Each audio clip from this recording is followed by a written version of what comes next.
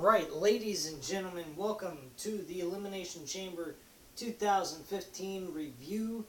And let me just put it to you this way, guys. This pay-per-view was actually pretty okay, not too shabby at all.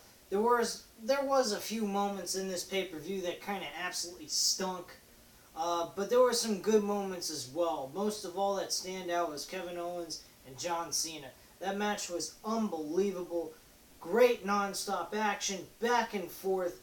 Everything worked and blend well together, and just an outstanding match by both competitors in that match.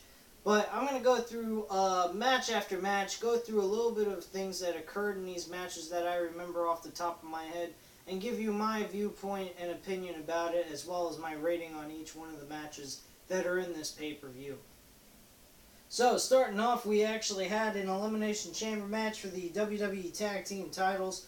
The New Day, of course, like I mentioned, walked away as the Tag Team Champions, retaining their belts against Tyson Kidd, Cesaro, Primetime Players, The Ascension, and Los Matadores. Now, this match overall, and Lucha Dragons as well. This match overall to me was a pretty decent match. It had some pretty cool moments, especially Lucha Dragons. They really did some interesting and cool stunts in this whole entire match. One that stood out to me the most by Lucha Dragons was Sin Cara doing a swanton bomb off the top of one of the chambers and landing, I believe, on Cesaro or Tyson Kidd, one of the two opponents from that tag team. Now, the match was good. Primetime Players stood out pretty well in this match as well, in my opinion. I think they did a pretty decent job. The Ascension actually had probably by far the best in-ring performance since the beginning of their time being in the WWE main roster. So I think this is probably going to be an opportunity for them to get, further into the tag team division as a big hit towards the WWE fans, I think. I think they did a pretty decent job performing in the ring. Cesaro and Tyson Kidd, nothing to be said about them. They're probably the best tag team right now in the tag team division of WWE. New Day, this was the one thing that pissed me off about this match is they were allowed to have all three members of New Day in this match, making it a 3-on-2 disadvantage over any tag team they face against. So they had an advantage over every tag team, which makes no freaking sense. At the end of the day, the last two teams that were left was New Day and Primetime Players. Now, granted, the Primetime Players may have a disadvantage going into this, 3-on-2 match after every team's been eliminated outside of those two. But I'll tell you what, they looked like they had a good chance, but with all the, members involved, it played on against them and eventually caused their demise in that match, making them eliminated and having New Day retain the title. Personally, I feel that this match was a 3.5 out of 5 star match. Mainly because of the fact of a 3-on-2 disadvantage over other tag teams. So I kind of figured that this was it kind of watered down the match a little bit because of the advantage that New Day had over all the other tag teams. Now, moving into the other matches that were on this card, we also had Nikki Bella defeating Paige and Naomi. This match I didn't even really care about. I give it maybe a 1-star match. It was an okay deal. Nothing great or anything that really stood out to me. So that match was absolute crap. So I give that match 1 star overall. And the next match, this, like I said, was the match that stole the whole freaking show, as Dolph Ziggler would put it. Kevin Owens defeating John Cena. These guys went back and forth. They did every single finishing maneuver in their repertoire. We saw a few new moves that Kevin Owens has not done in WWE, not that I've seen before. And just just the few times I watched NXT for their 2-hour pay-per-views, Kevin Owens just really blew my mind with some of the moves he did. The announcers were talking about how he doesn't do any flashy moves or anything like that, like moonsaults or anything. And he did some crazy-ass moonsault on John Cena that connected. And if it would have just ended with that one finishing maneuver, it wouldn't have been all that bad. But they did the right thing anyway. They had him win with a second, one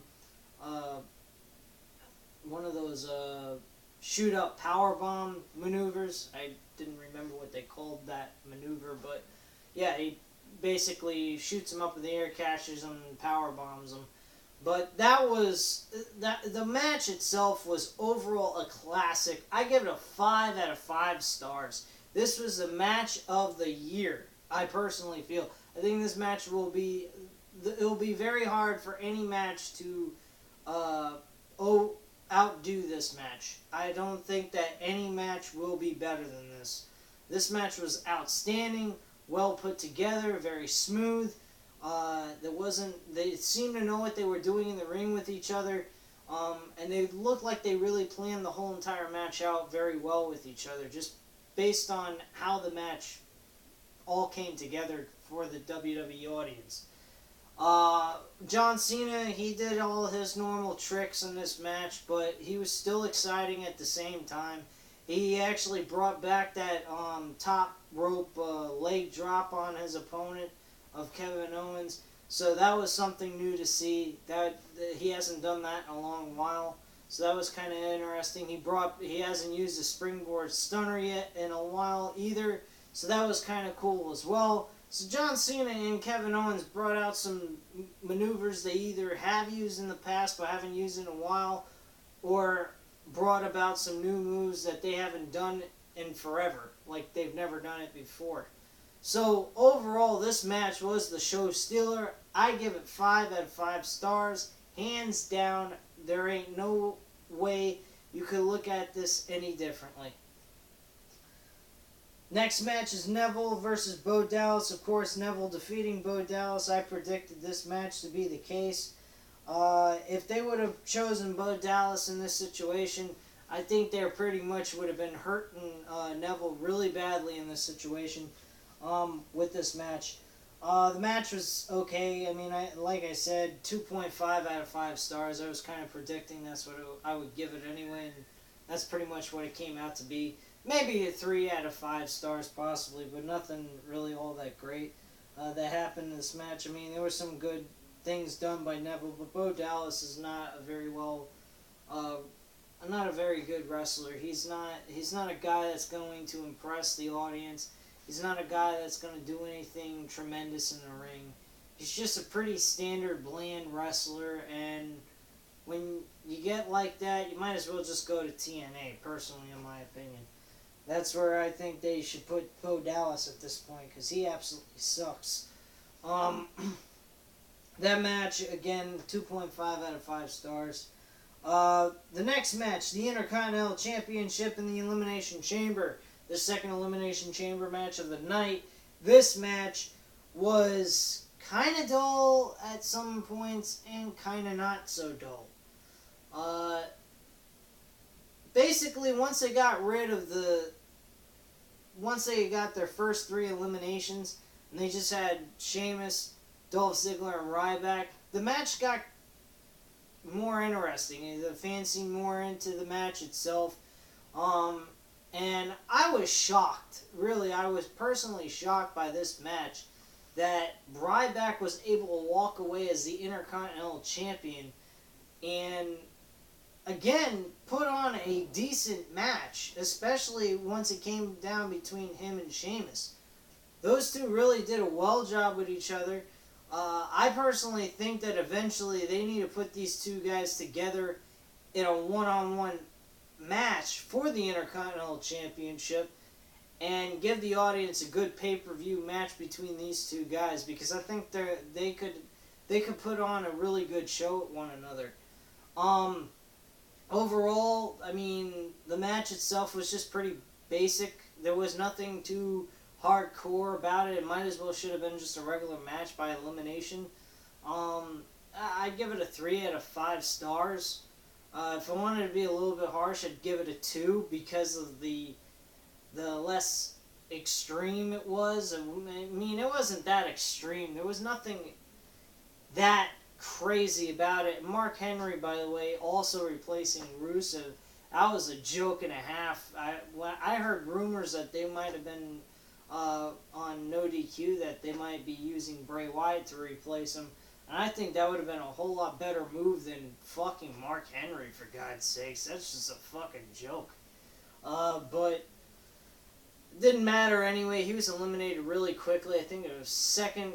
Yeah, he was the second person after Wade Barrett. Wade Barrett was the first person eliminated in that match. I have to say one thing. They are really trashing the shit out of Wade Barrett when they should be helping this guy become something and move him up in the ranks of WWE, and all they keep doing is pushing him further and further down. I have no idea what the hell they're doing. Then on top of it, they take away a good gimmick that he had going for him. People were into it, and then they just flatlined it and pulled the plug on it completely, which was it was really stupid, personally. I didn't think that was a smart move. A lot of other people I've heard on YouTube have mentioned the same thing as well. So, I mean, it was really retarded. But yeah, I give it a 3 out of 5 stars, just to be generous. If I wanted to be really harsh, knock it down to 2 out of 5. Just because it wasn't that extreme, it wasn't that much of an elimination chamber. It was just your basic elimination match with just the elimination chamber surrounding the ring. Then the last match, we get Dean Ambrose and Seth Rollins for the WWE World Heavyweight Championship. This promo for this match was outstanding. Well put together. They had a whole narration by Dean Ambrose, counting up the timeline from Payback to last night. And I think it was very interesting. It showed that Dean Ambrose was going to hunt Seth Rollins down and claim himself to be the WWE champion. It was an outstanding promo. The match itself was also decent as well. I give it a 3.5, maybe even a 4-star match. But the ending, I have to put it at a 3.5, and this is why. I would say 4 if the ending had a proper ending. We go ahead, we're having the match. The match is going on. And of course, Dean Ambrose won the match, but only by disqualification. I'll explain why.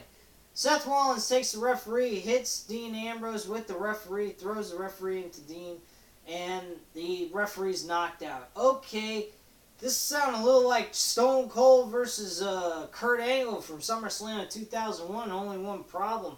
This is not anywhere near Stone Cold and Kurt Angle's match.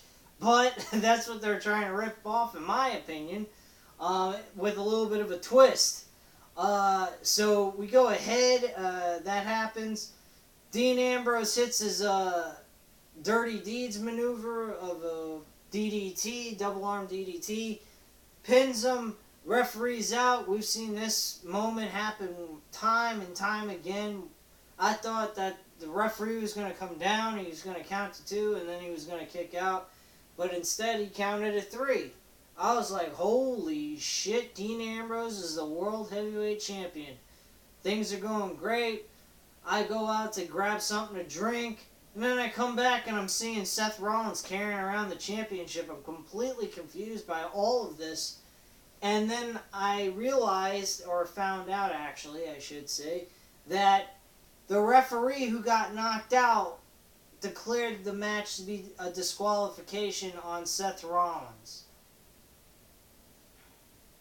Now think about that for a moment. I kind of kept it a little silent there in this video, but that's the reason why I did. Does that make any logical sense to anyone? If it does, leave, and if it does or it doesn't, leave a comment below on this video once you've watched it.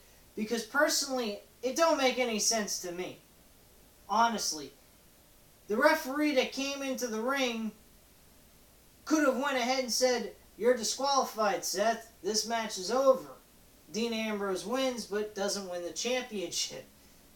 The referee that runs in counts to 3. That's official that he won the match. The referee was knocked out. He had no way of saying that the match is that he's disqualified before the referee could count to 3. So that disqualification technically should be null and void. It shouldn't even matter what the original referee has to say, because the referee before him could have said that that was a disqualification, but didn't, and counted 1, 2, 3. Right there, Dean Ambrose has become your WWE World Heavyweight Champion. So overall, this match gives to me, I give it a 3.5 out of 5 stars because of that ending. I would give it a 4, but that ending was absolute garbage. He runs away with the championship, Dean Ambrose, after Roman Reigns comes in and helps him with the rest of the Authority attacking him. So now we're playing hot potato with a title like we were doing with the Intercontinental Championship earlier this year in February. Now, I don't know what this deal is with Dean Ambrose.